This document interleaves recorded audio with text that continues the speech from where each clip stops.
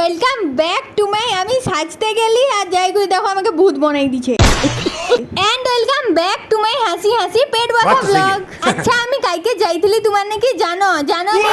জানি তো তোমার কি করে জানবো আমি যদি নাই কই। আমি যাইছিলি তোমার নাকা শহর কাঁথি যাইছিলি হয়তো সাজতে। আর এখানে দেখো একটা মন্দির দেখতে পাইলি, এখানটায় কোন জায়গাটা আমি ঠিক জানিনি, বাস নু করে দেখলি অনেক ভাল লাগছে ওই জন্য ভিডিও করে রাখলি। আর এখানে একটা সেলিব্রিটির ফটো টাঙানো আছে, আমি ভাবছিলি কেউ যদি আমার ফটো এরকম টাঙাই রাখতে কত ভালো হইতে না।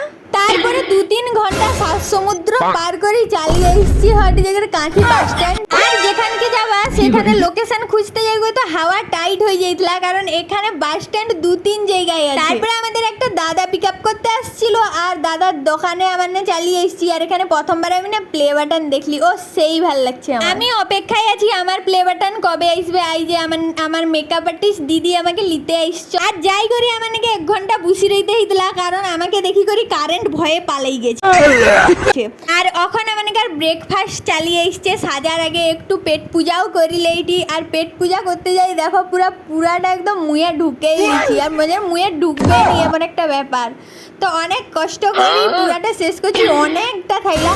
এই কাটে রেলি ও আরে কাটি যা, আমাকে খাইতে হবে। আর এ দেখো কত দূর পালে গেছে, কারণ আমি তো খাইতে পারিনি, তাকে সব দিয়ে দিছি। আর আজকে আমার এই শাড়িটা পরানো হবে। আর এটা একটু অনেকটা ইউনিক একটা কালার, ঠিক আছে। আর এখানে আর এই যে দেখো আমার মেকআপ আর্টিস্ট সৌমি দিদি, সবই ঠিক আছে, কিন্তু দিদি একটু ভিডিও করতে ভুলি যান। তোমাকে একটু বেশি বেশি করে শেয়ার করে দিব, ফলো করে দিব, তো তারপরে ইন্টারেস্ট বাড়ি যাবে। আর সেখানে ব্লাউজ সিলাই চলছিল। আর এটা দিদির ছেলের ঘর, কতটা সুন্দর। সব থেকে ইন্টারেস্ট লাগছে এর বেড কভারটা পুরো লুডু পালির ছবি আঁকা আছে। আর ঘরের পাশে কতগা বাতাবি ধরছে, ভাবছিলি তো সবগুলা তুলি নিয়ে আসবা, কিন্তু আইসার সময় না ভুলিয়ে গেছি। আচ্ছা বাতাবি খাইতে কে কে ভালোবাসে অবশ্যই কমেন্ট করবো। অনেকে ভালো পায়নি, কারণ হয়তো যে একটু তিতা লাগে না, আমাকে হেভি লাগে কিন্তু। আর এখানে শাড়ি পরে এই যে দেখো, এটা হয়তো যে কি সৌমি দিদির স্টুডিও, অনেক ভালো লাগছে আমাকে স্টুডিওটা। আর এখানে মোটামুটি আমি মেকআপের জন্য পুরো রেডি হয়ে গেছি।